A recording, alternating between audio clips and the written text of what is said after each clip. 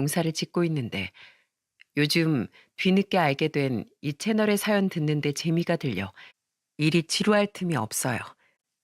점점 나이가 들다 보니 남의 일에도 잘 공감하게 돼 사연을 들으며 내일 마냥 화도 냈다가 통쾌해도 했다가 멈추지 않는 눈물을 흘리기도 하죠. 그러다 문득 제가 겪은 제 일생 일대의 사건도 제보해보고 싶어 이렇게 사연을 보내게 되었습니다. 저 또한 얼굴 모를 많은 분들에게 공감을 얻고 위로도 받고 싶었거든요. 저는 지금 살던 지역에서 차로 2시간 정도 떨어진 시골에서 태어났습니다. 작게 농사를 짓던 부모님 아래에서 자란 전 지방대를 졸업한 후 서울로 상경해 직장을 다녔습니다. 그리고 돈을 바짝 모아 프랜차이즈 식당을 차렸고 이듬해엔 지인 소개로 만난 아내와 결혼을 했죠.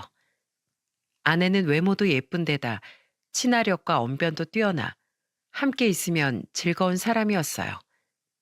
게다가 서울에서 평범하게 살던 처부모님과 처남 또한 좋은 사람들이었기에 저는 행복한 결혼 생활을 할 수 있었죠. 아내는 딸을 낳은 후 전업주부가 되었고 좀처럼 낫지 않던 딸의 아토피 피부염을 빼면 우린 평탄한 삶을 이어갔습니다. 하지만 딸이 7살일 때 제 가게가 망하게 되면서 우리 가족의 인생은 크게 뒤바뀌기 시작했어요. 제 취업이 되지 않아 먹고 살 길이 고민이었던 전 우연히 귀농에 대한 정보를 접하게 되었습니다. 귀농을 하면 딸의 아토피에도 좋고 나라에서 지원도 많이 해준다기에 저는 아내와 상의 후 가장 조건이 좋은 것 같은 군 단위 시골 마을로 귀농을 하게 되었어요. 아내는 자신도 살림의 보탬이 되겠다며 그곳에서 보험 설계사 일을 시작했죠. 저는 능력 없는 저 때문에 평생 도시에 살던 아내가 시골로 내려와 보험 일까지 시작하게 된 것 같아 너무 미안했고 그럼에도 불구하고 군말 없이 절 따라와 준 아내에게 너무도 고마웠어요. 귀농 교육을 받고 정착 지원금도 받을 수 있게 된 전 앞서 말씀드렸듯 방울토마토 농사를 짓기 시작했습니다. 7살이었던 딸아이도 다행히 시골 생활을 즐거워해 주더군요. 시골은 동네 사람들의 텃세가 심하다고 해서 걱정을 했었는데 다행히 저희 동네 사람들은 모두 좋은 분들이셨어요. 서울에서 온 선생, 이거 우리 집 텃밭에서 따온 가지인데 가져가서 쪄서도 먹고 볶아서도 먹어. 우리 아내가 가져다 주랴. 동네 어른들은 젊은 사람들이 이 시골까지 내려와줘서 고맙다며 저와 아내를 살뜰히 챙겨주셨습니다. 이사를 온 지 며칠 뒤엔 마을의 부녀 회장님께서도 저희 집에 먼저 인사를 와주셨어요. 나 이 마을 부녀 회장인데 무슨 일 있으면 나 찾아와 애기 엄마. 아유, 이 손 고운 것 좀 봐. 미안해서 마을 잔치 있을 때 일이나 시키겠어? 그래도 옆집 뒷집 사정 다 챙겨가면서 어우러져 사는 게 시골 생활의 참맛이니까 잔치든 행사든 종종 잘 참여해줘. 젊은 사람들이 어울려주면 동네 사람들도 좋아할 거야. 참 정 많은 마을이었습니다.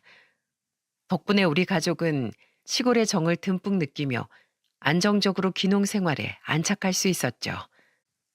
아내 또한 처음엔 익숙치 않던 보험 일을 힘들어하더니 1년쯤 지나자 어느 정도 적응을 하고 일에 재미를 붙이더군요. 처음엔 좀 힘들었는데 적응하고 요령이 생기다 보니까 할만하네. 내 장점이 바로 슈퍼 친화력이잖아. 아내는 일하는 만큼 벌 수 있는 그 일이 재밌다며 날이 갈수록 일에 열심이었습니다. 그런데 일에 열심인 건 좋았지만 언제부턴가 아내는 점점 얼굴이 두꺼워지기 시작하더라고요. 아내는 마을 회관에서 열리는 마을 잔치나 모임에 자주 참석했는데 그곳에서 일손을 돕지 않고 동네 사람들에게까지 보험 영업을 했습니다. 부녀 회장님을 비롯해 많은 어른들이 음식을 하고 나르는 와중에도 말이죠. 민망해진 전 아내의 팔을 흔들며 퇴근했어요. 여보, 우리도 도우러 가자. 부녀 회장님이랑 아주머니들 일하시는데 우리만 앉아있긴 눈치 보이잖아. 당신 혼자가 나 지금 일하잖아. 김 씨도 그냥 앉아있어. 우리야 평생 하던 일이라 하나도 안 힘들어. 다들 애기 엄마한테 보험 하나씩 들어줘요. 동네 이웃끼리 서로 돕고 살아야지. 잠옷 버릇 없어 보이는 아내 행동에도 부녀 회장님과 어른들은 아내를 귀엽게 봐주셨습니다. 심지어는 열심히 사는 모습이 보기 좋다며 아내에게 보험까지 하나씩 들어주셨죠. 저는 죄송하고 감사한 마음에 어른들의 만류에도 끝까지 남아 음식과 설거지 그리고 뒷정리를 도왔습니다. 자기 볼일을 끝낸 아내는 피곤하다며 일찌감치 집에 돌아가 버리더군요. 그렇게 일에 열심히던 아내는 점점 아이와 집안일에 소홀해지기 시작했습니다. 저는 그런 아내를 대신해 비닐하우스와 집을 오가며 초등학생이던 딸을 챙겨주었죠. 그렇다고 아내를 타박하진 않았어요.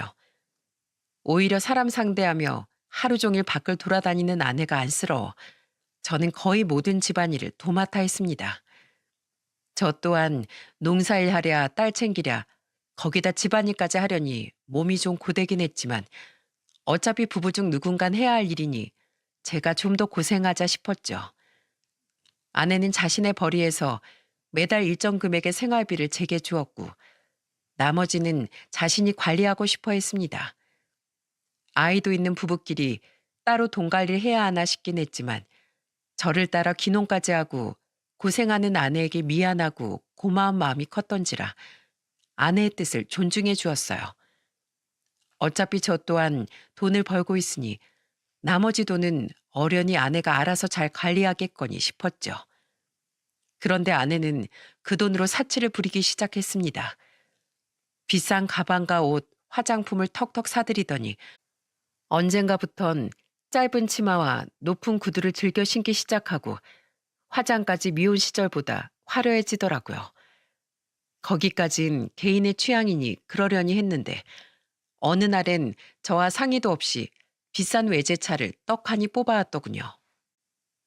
내 고객 중에 한 사람이 중고차 딜러 일을 하는데 나한테 완전 초초특가로 준다기에 이번에 나온 영업 지원비랑 내 보너스 보태서 샀어. 영업하는 사람이 그럴듯하게 보여야 고객들도 나한테 신뢰를 갖고 보험을 팔아줄 거 아니야. 영업일 하려면 이만한 투자는 해줘야지. 안 그래? 생활비도 잘 내고 있고 자기 돈으로 더 일을 잘하기 위해 자신에게 투자하겠다는데 크게 뭐라고 하지도 못하겠더라고요. 그렇게 몇 번의 트러블이 있긴 했지만 대체로 무탈한 나날 속에서 시간은 흘러갔습니다. 귀농한 지 5년쯤 지나자 아내는 더 이상 마을 잔치엔 참여하고 싶어 하지 않더군요. 요샌 왜 마을 모임에 안 가려고 해? 예전엔 내가 집에서 쉬라고 해도 부득부득 참여하더니. 그냥 그땐 사람들이랑 빨리 친해지려고 했던 거지. 이제 웬만한 사람들은 다 알잖아. 그럴 시간에 고객 한 명이라도 더 만나서 돈 버는 게 더 좋아. 아내는 일하는 시간과 월급은 비례한다며 쉬는 날에도 고객들을 만나러 집을 나가는 일이 잦았어요. 엄마 보내는 시간이 거의 없던 딸은 점점 아빠인 저만 찾곤 했죠. 그래도 전 아내가 가족의 미래를 위해 열심히 일하고 있다는 생각에 아내를 힘들게 만들고 싶지 않아 딸에게 아내 몫까지 더 잘해주려고 노력했습니다. 하지만 제가 바보였던 거죠. 저는 밖으로만 도는 아내를 조금이라도 더 의심했어야 했던 거예요. 아내의 엄청난 민낯은 어느 날 예고도 없이 제게 모습을 드러내게 되고 말았죠. 위에 대화를 나눈 지 얼마 되지 않은 어느 날이었습니다. 저는 농사에 필요한 물품들을 사러 시장에 갔었어요. 차를 세워두고 슬렁슬렁 시장 바닥을 걸어가고 있는데 맞은편에서 익숙한 얼굴이 보이더군요. 부녀 회장님, 시장 보러 오셨어요? 그 사람은 바로 저희 부부를 많이 도와주셨던 마을 부녀 회장님이었습니다. 반가운 마음에 저는 손을 크게 흔들며 부녀 회장님을 불렀어요. 그런데 그 순간 굉장히 황당하고 당황스러운 일이 벌어지고 말았죠. 부녀 회장님, 갑자기 왜 이러세요? 부녀 회장님은 절 보자마자 험악한 표정으로 돌변해 제게 달려오시더군요. 그러더니 다짜고짜 제 멱살을 잡고 마구 흔들기 시작한 겁니다. 그리고 이어진 부녀 회장님의 말은 저에게 상상도 못할 충격을 안겨주었어요. 안 그래도 내가 김씨 찾아가려고 했는데 아주 잘 만났네. 요즘 김씨네 집안 때문에 동네 분위기가 말이 아니야. 김씨 아내가 동네 물을 다 흐려놓고 있어. 눈웃음 살살 치면서 마을 남자란 남자는 다 꼬여내서 돈을 뜯어내고 다닌단 말이야. 내 남편도 김씨 아내한테 홀라당 넘어가서 나 몰래 그 비트코인인지 뭐시기에 3천만 원이나 투자했대. 딱 봐도 사기 아니야? 투자만 하면 무조건 이자 50% 챙길 수 있는 일이 세상에 어디 있어? 내가 우리 아들한테 물어봤더니 아들도 말도 안 되는 얘기라고 분명 사기일 거라고 하더라. 그러고 보니 김 씨도 알고 있었던 거 아니야? 부부끼리 사기친 거지? 네? 비트코인이요? 부녀 회장님, 죄송한데 저 지금 부녀 회장님이 무슨 말씀 하시는 건지 하나도 모르겠어요. 제발 우선 진정 좀 하세요. 네? 당황스러웠어요. 갑작스럽게 비트코인은 무슨 말이고 또 동네 남자들을 꼬여냈다는 건 무슨 황당한 소리랍니까? 제 말에 부녀 회장님은 저를 의심스러운 눈초리로 바라보며 이렇게 말씀하시더군요. 정말 모른다고?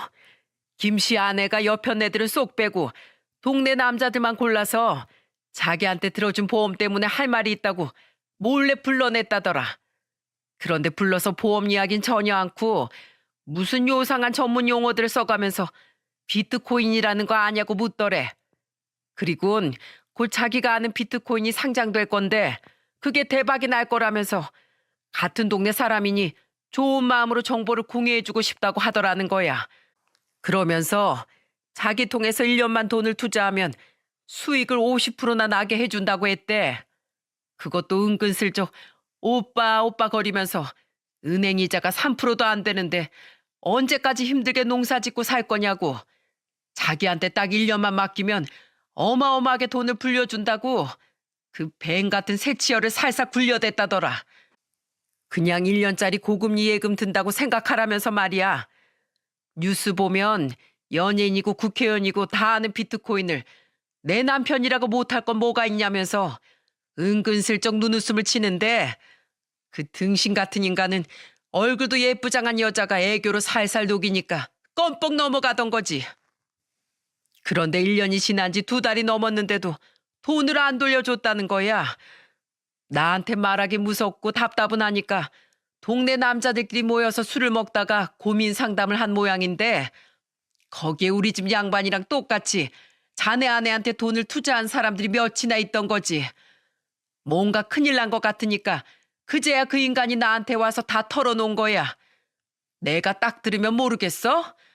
뭣도 모르는 시골 촌놈들한테 미인계를 써서 돈 뜯어간 거잖아. 내가 안 그래도 오늘 저녁에 자네 아내한테 쫓아가서 따지려고 했는데 여기서 이렇게 자네를 먼저 본 걸세. 근데 자넨 정말 몰랐나? 한 채 거짓도 없는 거야? 어안이 벙벙했어요. 여러분도 비트코인이라고 들어보셨죠? 한창 뉴스에도 많이 나왔던 우리나라에선 화폐 가치로도 잘 인정 안 해주는 가상화폐 말이에요. 관련 사기 범행도 많았던지라 기사에도 자주 등장했었죠.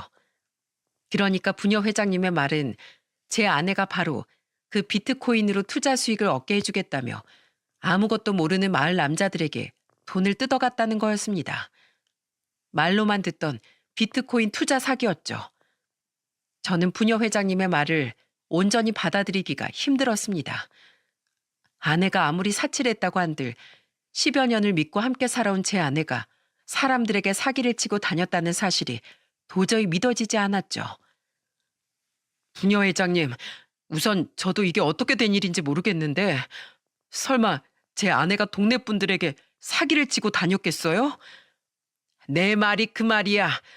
우리가 김씨네 가족한테 얼마나 잘해줬는데 이렇게 우리 뒤통수를 치냐고. 사기가 아니면 그 돈을 왜 안 돌려주는데? 말이 안 되지 않나? 그러니까 우선 제가 먼저 어떻게 된 일인지 알아볼게요. 그때까지만 조금만 시간을 주세요. 부녀 회장님. 제발 이렇게 부탁드릴게요. 여전히 의심스러운 눈초리였지만 부녀 회장님은 감사하게도 한 발 물러나 주시더군요. 저는 부녀 회장님께 감사하다고 말하곤 집으로 달려갔습니다. 그리곤 딸을 차에 태우고 2시간 거리에 있는 부모님의 집으로 향했죠. 한동안 집에 무슨 일이 생길지 모르니 우선 딸부터 챙겨야겠다고 생각했거든요. 연락도 없이 어쩐 일이야? 어머니, 아무것도 묻지 마시고 당분간 유정이 좀 맡아주세요. 아직 방학도 많이 남아서 학교도 안 가도 되니까요. 다급해 보이는 제 말에 어머니는 걱정을 감추지 못하셨습니다. 저는 죄송스런 마음으로 딸을 부모님 집에 맡기곤 집으로 돌아왔죠. 그날 저녁 집에 돌아와 딸을 찾는 아내에게 저는 이렇게 둘러댔습니다. 애가 할머니 할아버지 보고 싶다고 하도 노래 불러서 아까 부모님 집에 데려다 줬어. 그래? 잘 됐다. 집에 애도 없는데 나도 내일은 일 끝나고 오랜만에 친구들 만나서 술이나 실컷 마시고 들어올까 봐. 그래도 괜찮지? 아내는 콧노래를 부르며 잠자리에 들었습니다. 그리고 다음 날 저는 출근길에 나선 아내의 뒤를 몰래 밟기 시작했어요. 혹시 아내가 제 차를 알아챌지도 모르니 전날 저녁 미리 빌려서 집에서 멀리 주차해둔 렌트카를 끌고 말이에요. 그리고 아내의 뒤를 밟은 그날 저는 아내의 끔찍한 실체를 전부 목격하게 되었습니다. 근처 시내까지 차를 끌고 나간 아내는 카페로 들어가 한 남자를 만나더군요. 저 또한 근처에 차를 대고 눌러쓴 모자를 거의 코까지 내린 채 카페로 들어가 2사람의 근처에 자리를 잡았습니다. 그리고 몰래 남자의 얼굴을 확인했는데 그 남자는 읍내에 있는 세탁소 사장님이더라고요. 2사람은 대화를 시작했는데 부녀 회장님에게 듣던 것처럼 정말로 아내는 세탁소 사장님에게도 비트코인 투자를 권유하고 있더군요. 자, 이거 유정 엄마 선물이야. 어머, 화장품이네요. 고마워요, 박 사장님. 잘 쓸게요. 고맙긴. 그 큰 돈을 벌게 해준다는데 이 정도야 내가 얼마든지 해줄 수 있지. 근데 정말 확실한 거지? 1년만 딱 투자하면 50%나 수익 난다는 거? 그렇다니까요.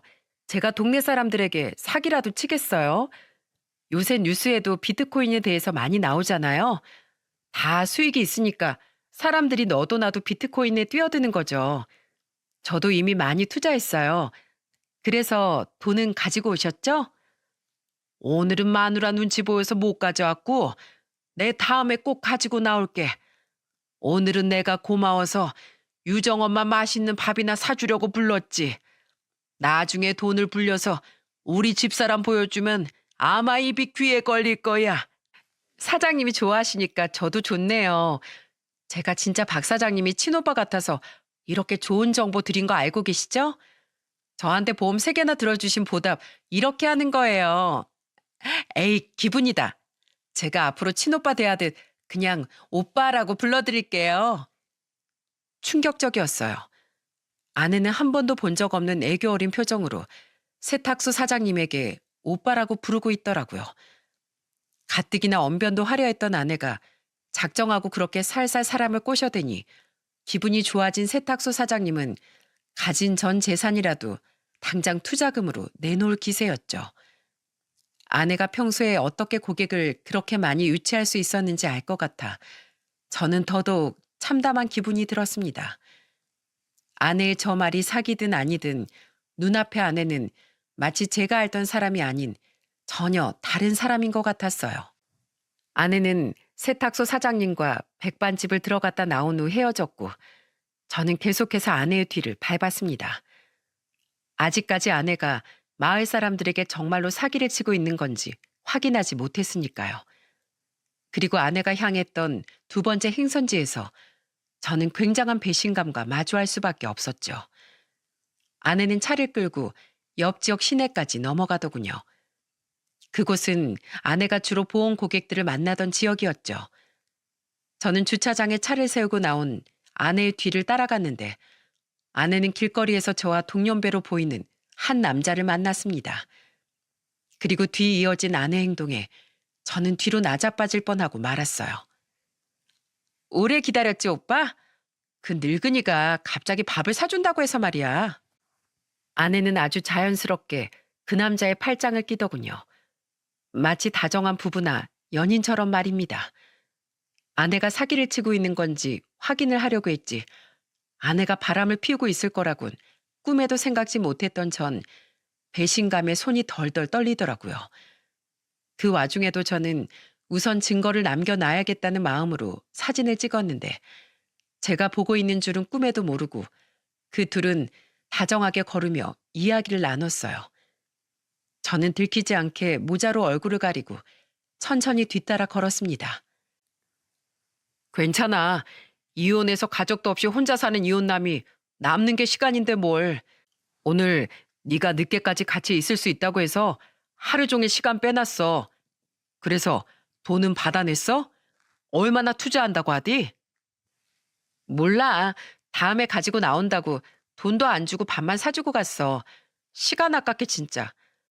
오빠 오빠 해주니까 지가 진짜 나랑 친해지기라도 한 줄 아나 봐.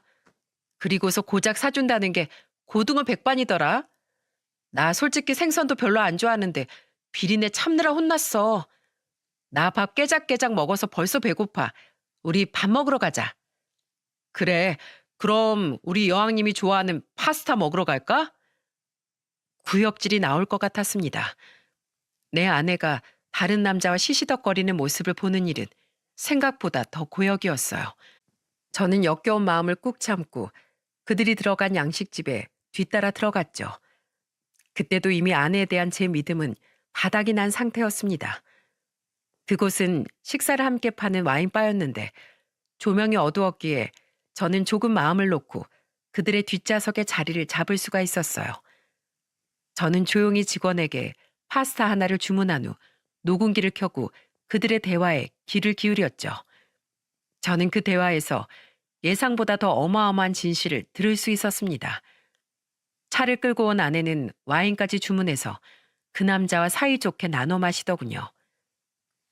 오늘은 둘 다 차 두고 근처에서 자고 가자, 오빠. 난 술 깨고 집에 들어가면 되니까. 오늘 정말 외박해도 괜찮아? 네 남편이 뭐라고 안 해? 이미 친구들하고 술 진탕 마시겠다고 밑밥 깔아놨지. 아, 이렇게 눈치 보고 사는 것도 조금 있으면 다 끝이다. 얼른 오빠랑 같이 살고 싶어. 2년 전 내 고객이었던 오빠를 따라서 비트코인 투자 설명회에 갔던 건 내 인생의 신의 한 수였던 거야. 오빠 아니었으면 내가 이런 큰 돈을 언제 만져봤겠어? 우린 정말 천생연분이야.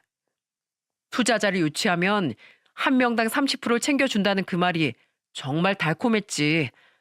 우리도 처음엔 정말로 그 회사가 상장만 하면 어마어마한 수익을 낼 거라고 믿었잖아. 만약에 잘못돼도 자기들이 다 책임진다고 했고. 확실히 그런 설명하는 사람들은 말빨이 남달라. 안 그래? 맞아. 그래서 나도 내 보험 고객들한테 엄청 투자 권유하고 다녔잖아. 오빠도 오빠 지인들한테 투자금 엄청 챙겼고. 그래서 우리도 수수료 엄청 챙겨 먹었지. 그때 오빠랑도 연인 사이로 발전하고. 생각해보면 그때가 제일 마음 편하고 좋았어. 그치? 그랬지. 딱 1년 뒤에 그 나쁜 놈들이 투자금만 홀랑 먹고 야반 도주하기 전까지 말이야. 처음부터 다 사기였던 거 알고 우리 진짜 진땀 뺐잖아. 그때 들고 일어난 투자자들한테 돈 못 물어주면 우리까지 사기죄 뒤집었을까 봐. 그때부터 투자에 대해 전혀 모르는 당신 동네 사람들이랑 좀 멍청해 보이는 당신 보험 고객들, 그리고 내 주위에 늙은이들 꼬셔서 겨우 그 돈 돌려막았지. 아, 우리 진짜 고생 많았다. 그래도 이 짓거리 하는 것도 이제 조만간 끝이네. 이번에 우리 동네 영감들 돈만 좀 더 뜯어내면 얼른 해외로 튀어버리자. 근데 근래 들어서 네 동네 사람들한테 너무 해먹은 거 아니야? 아이, 뭐 어때? 어차피 곧 여기 뜰 건데. 기왕 마판에 한탕 해먹을 거 왕창 뜯어내고 가야지. 아, 우리 동네 부녀회장 남편만 잘 넘어가면 튀기 전까지 안 걸릴 수 있는데. 하필 동네 사람 중에 그 영감만 투자한 지 1년이 넘어서 약속한 수익금 언제 주냐고 난리야. 계속 이 핑계 저 핑계 대고 있긴 한데 진짜 돈 100만 원이라도 쥐어줘야 하나? 주기 너무 아까운데. 충격적인 대화 내용에 저는 눈앞에 놓인 파스타를 단 한 번도 뜰 수 없었습니다. 상간남과 아내는 다른 사람들에게 투자를 권유하고 다녔으면서 정작 자신들은 혹시 모를 사기를 방지하고자 그 비트코인에 투자를 하지 않았더군요. 그러면서도 고객 유치 수수료는 욕심이 나서 사람들에게 투자금을 받아내고 다녔던 겁니다. 그리고 정말로 그 회사가 사라지자 자신들이 책임을 뒤집었을까봐 계속해서 또 다른 피해자들 만들어 돌려막기를 했던 거예요. 그러다 사기의 맛을 알아버린 두 연놈은 돈을 돌려막는 것에 멈추지 않고 더 많은 사람들에게 돈을 뜯어낸 후 해외로 도피할 생각이었던 거죠. 감당 못할 진실에 두 손이 벌벌 떨리더군요. 그리고 마지막으로 들려오는 아내의 말에 저는 결국 참았던 눈물을 한 방울 떨구고 말았죠. 네 남편은 널 철석같이 믿고 있나 봐? 내 남편은 자기 때문에 날 이 시골로 내려오게 한 거랑 내가 보험일 시작한 것 때문에 나한테 엄청 미안하고 고마워하고 있거든. 착해 빠져서 내가 가족을 위해 엄청 큰 희생을 했다고 생각하고 있어서 나한테 꼼짝 못해. 내가 집에서 애 징징거리는 것만 듣고 있기 싫어서 일부러 일 다시 시작한 거라곤 생각도 못하고 말이야. 아휴, 이렇게 귀찮을 줄 알았으면 차라리 얘를 낳지 말 걸 그랬어. 뭐 덕분에 난 이렇게 떼돈도 벌고 오빠도 만나서 오히려 땡큐지. 내 남편이지만 참 등신이야. 제 눈물은 크나큰 배신감에 흘러나온 분노의 눈물이었습니다. 아내는 이미 오래전부터 제가 알고 있던 착한 아내가 아니었더군요. 아내는 자신의 딸을 거추장스럽게 여기고 남편인 저를 등신 취급하며 상간남과 야반 도주를 계획하던 사기꾼이었던 거예요. 뒤에서 제가 피눈물을 흘리고 있는 사실은 꿈에도 모른 채 와인 한 병을 다 비운 그 연놈들은 와인바에서 나가 근처의 숙박업소로 향하더군요. 이를 악물고 그 모습까지 사진으로 남긴 전 차에 올라 운전대를 잡고 오래도록 오열을 한 뒤에야 집으로 돌아왔죠. 집으로 돌아온 전 집에 불도 켜지 않고 밤새도록 아내를 기다렸습니다. 아내는 와인바에서 본인 입으로 이야기했던 것처럼 그놈과 밤을 보내고 아침이 되어서야 집에 들어오더군요. 아내는 거실 소파에 아무 말 없이 앉아있는 저를 보고 흠칫 놀라더니 이내 아무렇지도 않은 척 제게 말을 걸었어요. 깜짝이야. 당신 왜 방에서 안 자고 거기 나와 있어? 일찍 일어난 거야? 아우, 난 술 먹고 깜빡 친구 집에서 잠들었지 뭐야. 아내의 뻔뻔한 거짓말을 듣고 저는 그만 이성이 끊어져 버렸습니다.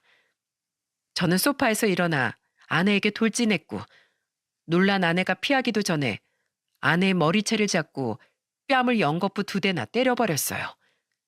그리곤 그대로 아내를 바닥으로 던져버렸죠. 아! 당신 왜 이래? 미쳤어? 지금 내가 술 먹고 외박했다고 이러는 거야? 외박?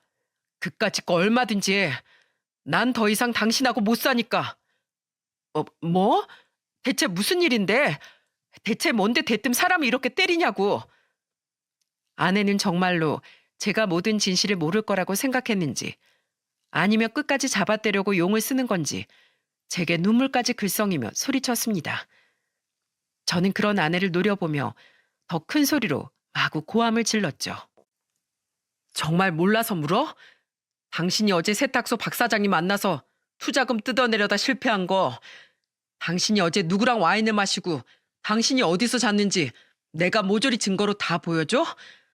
당신이 바람난 그놈이랑 야반 도주하려고 당신 고객들이랑 동네 사람들한테 투자 사기쳤다고 술술 부른 녹음본을 들려줘야 순순히 실토할래? 당신이 어떻게 그걸 알았어?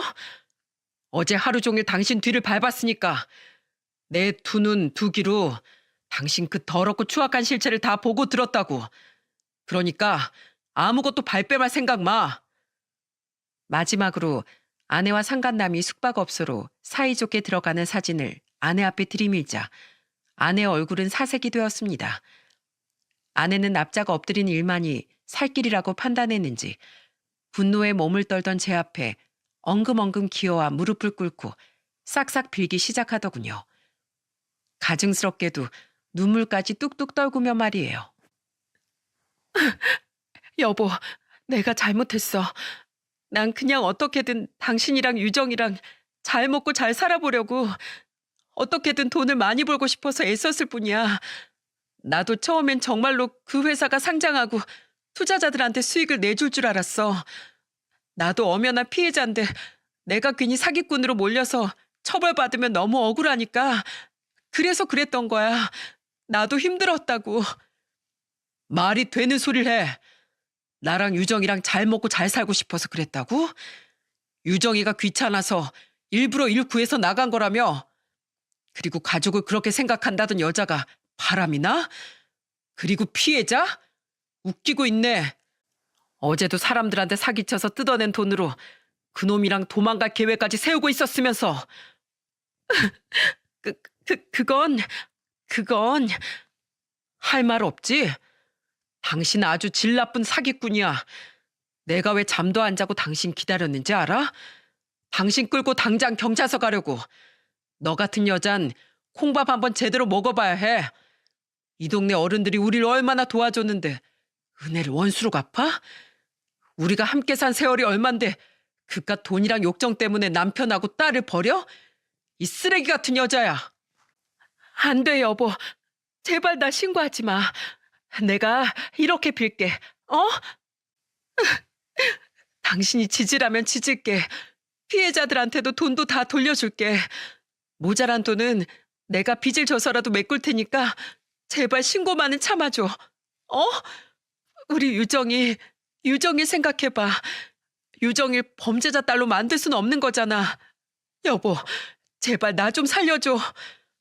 아니, 유정일 위해서 더더욱 난 당신을 경찰에 신고할 거야. 그리고 당신이랑 바람난 그놈도 나마저 유정이한테 부끄러운 부모가 될 수 없으니까. 그리고 유정이가 죄를 지으면 당연히 벌을 받아야 한다는 사실을 알고 더 바르게 자랄 수 있도록 내가 최선을 다해 유정이를 올바르게 키울 거야. 우리 유정이한테 당신 같은 끔찍한 엄마는 필요 없어. 저는 삿대질을 하며 아내에게 마구마구 소리쳤고 아내는 엉엉 울며 제 다리에 매달려 애원하더군요. 그런데 그때 아내에겐 두 번째 재앙이 닥치고 말았습니다. 이 개 같은 여편네 어디 있어? 당장 나와. 김씨, 안에 있지? 나 부녀회장이야. 얼른 문 열어. 바로 부녀회장님과 마을 아주머니들이 전부 저희 집으로 몰려온 거예요.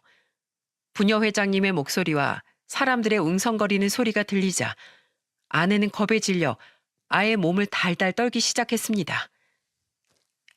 여보, 안 돼. 문 안 열어줄 거지? 당신이 저 문 열면 나 진짜 끝장이야. 그러게 끝장날 짓을 왜 했어? 이건 다 당신 자업자득이야.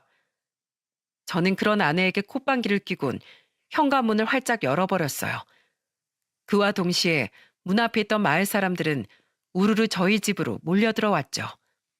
그중 제일 앞장선 사람은 바로 세탁소 사장님의 아내분과 부녀 회장님이었습니다. 이야, 너 내 남편한테 어제 선물까지 받고 돈 가져오라고 시켰다며? 이 꼬리 9개 달린 여우가 감히 누구 남편 돈을 뜯어가려고? 이미 부녀 회장님한테 네 년이 하고 다닌 일을 다 들은 마당에 내 남편한테까지 오빠 거리면서 네가 꼬리쳤다는 말을 들으니까 분해서 내가 잠이 안 오더라. 김씨, 내가 김씨 말 듣고 김씨한테 연락 올 때까지 잠자코 있으려고 했는데 세탁소 박 사장 마누라 얘기를 들으니까 더 이상 승질이 나서 참을 수가 없어서 멍청한 남편 놈들 대신 피해당한 집 여자들 다 끌고 달려왔어. 저 여우한테 직접 따져 물으려고. 근데 밖에서 두 사람 싸우는 소리를 다 들어버려서 시시비비를 따질 필요가 없네.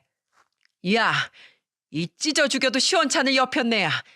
네가 감히 은혜도 모르고 마을 사람들 뒤통수를 쳐? 너 오늘 아주 날 잡자. 이 동네에 2번 다시 발 못 붙이게 만들어 줄게. 회장님, 잠시만요. 여보, 나 좀 살려줘. 아주머니들은 아내에게 달려들어 머리털을 다 뽑고 발길질을 했어요. 다수의 힘을 어떻게 이기겠습니까? 아내는 일말의 반항조차 못하고 바닥에 나뒹굴며 엉엉 울기만 했죠. 저는 저를 애타게 부르는 아내의 말을 무시한 채 아주머니들을 말리지 않았고, 아내는 신나게 두들겨 맞다가 끝내는 부녀 회장님이 신고한 경찰에 의해 잡혀가고 말았습니다. 저는 함께 경찰서로 가서 전날 수집한 증거들을 아내의 사기 범죄에 대한 증거물로 제출했죠. 당신 진짜 끝까지 나한테 이럴 거야? 형사님들 저 억울해요. 저도 엄연한 피해자였다니까요.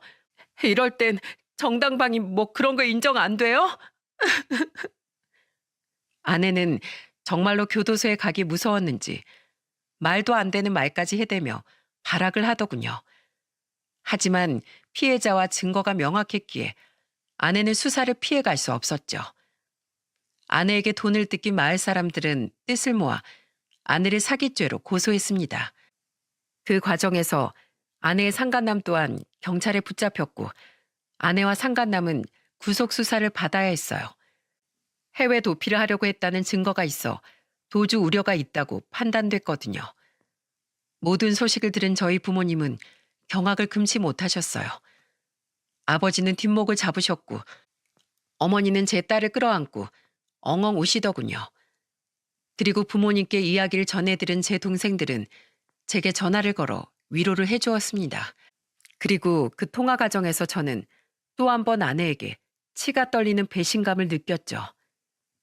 형, 나 진짜 소름 돋는 게, 형수, 아니 그 여자 나랑 이화한테도 전화해서 그 투자하라고 권유했었어.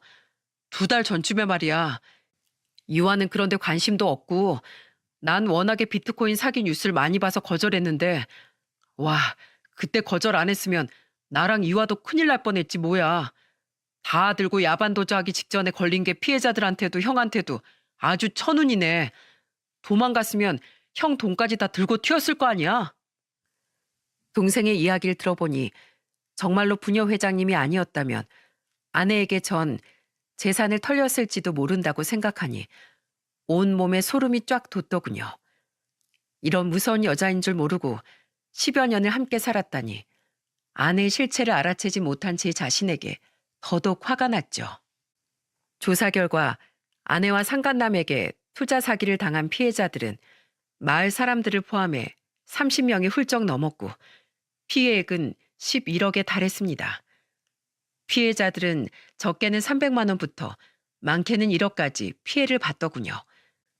마지막 한탕을 하기 위해 무리하게 마을 사람들의 돈을 갈취하다가 부녀 회장님께 덜미를 잡혔으니 아내는 결국 스스로 화를 자초했던 거죠. 마을 사람들을 포함한 피해자들은 변호사를 고용해 피해액을 돌려받으려 2 연놈에게 소송을 걸었습니다. 다행히 아직 그 연놈들이 자기들 명의의 통장에 그 돈을 모아두었기에 피해자들은 피해액의 3분의 2가량을 보상받을 수 있었죠. 결국 아내는 징역 4년 6개월을 선고받았고, 상간남 또한 그에 준하는 실형을 선고받고 교도소로 가게 되었어요. 저 또한 아내에게 이혼 소송을 걸었기에 저는 교도소에 간 아내에게 이혼이라는 마지막 선물을 해줄 수 있게 되었습니다. 물론 딸의 양육권과 친권은 모두 제가 가져올 수 있었고요. 아내와 상간남에게 추가로 위자료 소송을 걸 수도 있었지만 저는 더 이상의 소송은 진행하지 않았습니다. 마음 같아선 위자료를 받아내고 싶었지만 억울하게 피해를 입은 피해자들이 한 푼이라도 더 피해액을 돌려받길 바랬거든요. 그리고 아내가 교도소에 들어가고 얼마 되지 않아 난리통 때문에 경황이 없어 만날 생각을 하지 못했던 장인어른이 저를 찾아오셨더군요. 어색하게 인사를 하는 제게 장인어른은 조용히 흰 봉투 하나를 건네며 이렇게 말씀하셨죠. 얼마 전에 내 딸에게 피해를 입은 피해자들 몇이 집에 찾아왔었네. 다 돌려받지 못한 피해액을 부모인 우리에게 대신 내놓으라더군. 그래서 집을 작은 전세로 이사하고 가진 현금 전부를 보태서 전부 갚아주었네. 자네 마을 사람들 돈까지 전부 말이야. 딸을 잘못 키운 죄값은 응당 부모인 우리가 치러야 하지 않겠나. 그러니 못난 내 딸 때문에 자네 마을 사람들에게 너무 죄책감 가지고 살지 말아줬으면 좋겠어. 이걸로 우린 우리 딸과의 인연을 정리할 거네. 자기 사리사욕을 위해서 가정을 버리려고 한 애에게 부모의 버림이란 벌을 주는 것이 마땅하겠지. 다시 한번 정말 미안하네, 김서방. 부디 내 딸 같은 앤 싹 잊어버리고 유정이와 행복하게 살길 바라네. 어떻게 저런 좋은 부모 아래에서 아내 같은 금수가 태어났는지 알다가도 모르겠더군요. 그 뒤 처남 또한 제게 전화를 걸어 마지막 인사를 건넸죠. 그렇게 처가 식구들과 아내와의 제 인연은 끝이 났습니다. 그 긴 시간 동안 저는 집에서 제대로 나가지도 농사조차 돌보지 않고 딸만 보살피며 집에서 치과했습니다. 극도로 심한 우울증이 찾아왔었거든요. 동생들과 부모님이 걱정할까봐 우울증을 티내지도 못하고 애써 딸에게 밝은 모습을 보이려 노력했지만 딸은 제가 걱정됐던 모양이더군요. 모든 소송이 정리되고 얼마 지나지 않아 부녀 회장님이 절 찾아왔습니다. 저희 집에서 소동이 있었던 그날 이후 거의 1년 만에 제대로 처음 뵙는 날이었죠. 애 키우는 아빠가 이렇게 매가리가 없었어야 되겠어? 죄송합니다, 부녀 회장님. 제가 먼저 찾아뵙고 부녀 회장님께도 마을 분들에게도 전부 사죄를 드렸어야 했는데. 김씨 자네가 왜? 자네도 피해자 아니여? 우리야 뭐 돈도 다 돌려받았으니 됐어. 애초에 엄한 김씨를 탓할 생각도 없었어. 다들 자네를 걱정하고 있네. 우리에게 정말로 미안하면 내일 마을회관 나와서 밥부터 챙겨 먹어. 유정이가 날 찾아와서 자기 아빠 좀 보살펴 달라고 부탁했네. 13살밖에 안 된 애가 엄마 이름 마당에 아빠까지 걱정하게 둬서 되겠어? 유정일 위해서라도 정신 차려. 내일 안 나왔단 봐. 내가 내일도 모레도 계속 찾아와서 귀찮게 굴 테니까. 감사합니다. 그리고 죄송합니다, 부녀 회장님. 저는 부녀 회장님의 용서 앞에서 뭔가 가슴 속에서 빵 터진 것 마냥 어린애처럼 엉엉 울었어요. 다음 날 저는 큰 용기를 내어 마을 회관을 찾았는데 마을 어른들은 마치 아무 일도 없었다는 듯 저를 맞아주시더군요. 김씨 왔어? 아이고 살이 쑥 빠졌네. 얼른 이리 와 앉아. 얼굴 까먹을 뻔했어. 자 여기 막걸리도 한잔하고. 막걸린 무슨? 당신은 들어가서 설거지나 해. 상현이 아버지도요. 이 남자들이 뭘 잘했다고 앉아서 술상 대접을 받으려고 해. 김씨 이리 와서 앉아. 막걸린 우리랑 마셔. 그리고 동네 남자들이 돕는다니까 다음 주부턴 비닐하우스 복구해. 먹고 살아야 할 거 아니야. 혼자선 힘들어도 다 같이 하면 금방 끝날 거니까 꼭 연락해. 알았지? 돈을 돌려받았다고 한들 분명 마을 분들도 마음고생이 많았을 텐데 어른들은 저를 따뜻하게 감싸주셨습니다. 아직도 기억나네요. 그날 눈물을 흘리며 떠먹은 소고기 묵국의 따뜻함이 말이죠. 저는 엉엉 울면서 바닥에 이마를 대고 마을 분들에게 뒤늦은 용서를 구했어요. 정말 죄송합니다. 제가 아내를 일찍 의심하고 눈치챘다면 모두들 이렇게 힘들게 만들진 않았을 텐데 제가 너무 바보 같았어요. 너무 늦게 용서를 구해서 정말 죄송합니다. 사람이 눈물도 많구먼. 자기 뜻대로 흘러가면 그게 인생인가. 산다는 건 날벼락도 맞고 폭우도 맞아가면서 그렇게 연걸어 가는 거야. 자, 여기 술 한 잔 받고 다 털어버리게. 이 사람이 아직도 부엌으로 안 가고 막걸리 타령이야. 얼른 가라니까. 그 불려시한테 홀려서 돈 뜯긴 것만 생각하면 내가 아직도 천불이나. 상현이 아버지도 빨리 안 가요? 가려고 했어. 지금 가. 내가 무슨 염치로 당신 말을 거스르겠어. 이것 보게 김씨. 인생은 정말 어떻게 될지 아무도 모르는 거라니까. 끝까지 제게 속삭이며 너스레를 떨던 마을 어른 덕분에 저는 울다가 말고 그만 픽하고 웃어버리고 말았어요. 그렇게 사건이 있던 날 이후 2년여가 흐른 지금 저는 전보다 많이 기운을 되찾았습니다. 이건 모두 한시도 저를 가만히 내버려 두지 않으시던 마을 분들 덕분이죠. 김씨, 해가 중천인데 언제 일어나나? 오늘 저녁에 유정이랑 우리 집에 와서 밥 먹으라고 아내가 전해달래. 유정이 아빠, 이거 받아. 혜인이가 그러는데 이거 내일 애들 학교 준비물이래. 유정 아빠 일하느라 정신 없을 것 같아서 내가 우리 애 거 사면서 같이 샀어. 마을 분들은 저뿐만 아니라 어린 나이에 힘든 일을 겪은 제 딸이 안쓰럽다며 중학교 1학년이 된 제 아이를 잘 챙겨주곤 하십니다. 아이는 마을 전체가 다 같이 키우는 거라며 말이죠. 최근 피부도 많이 좋아진 딸은 그런 동네 어른들 덕분에 구김살 하나 없이 아주 예쁘게 잘 자라주고 있어요. 저는 딸에게 아내에 관한 이야기도 잘 설명해 주었는데 딸은 어깨를 으쓱이며 이러더군요. 엄마가 어떤 사람이든 상관없어. 난 아빠만 행복하면 돼. 어차피 엄마랑 별로 추억도 없는데 뭐. 그러니까 아빠, 이 딸을 위해서라도 항상 건강해야 돼. 알았지? 마냥 어린애인 줄로만 알았던 딸의 위로를 받으니 괜시리 울컥하더군요. 이런 의젓하고 착한 딸을 위해서라도 저는 더더욱 힘을 내서 듬직한 아빠가 되어야겠다고 다짐했죠. 저희 부모님은 최근 짓던 농사를 전부 정리하셨어요. 그리곤 집이 정리되는 대로 저희 집에 내려와 함께 살기로 하셨죠. 두 분은 제가 걱정되셨던 모양인데 저 또한 나이가 드신 부모님이 신경 쓰였던 터라 오히려 잘된 일이라고 생각합니다. 이렇듯 저는 아이러니하게도 당시 일로 시골의 정이 얼마나 감사하고 따뜻한 건지 알게 되었답니다. 저는 앞으로 제게 먼저 손을 내밀어 주신 마을 분들에게 보답하기 위해 마을 일에 항상 솔선수범하며 마을 어른들을 돕고 살아갈 예정입니다.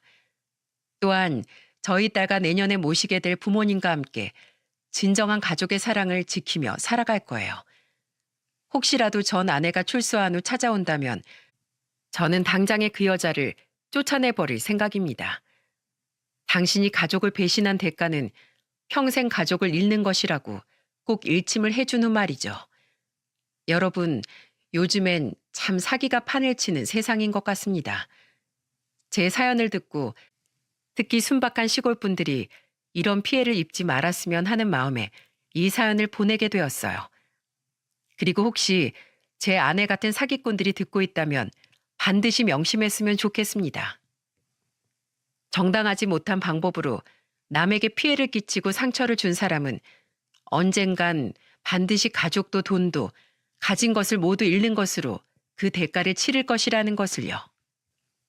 마치 제 전 아내처럼 말입니다. 그럼 제발 수많은 사기꾼들이 엄한 피해자들을 만들지 말고 개과천선하는 기적이 일어나길 빌며 이만 사연을 마치겠습니다. 함께해 주셔서 감사합니다.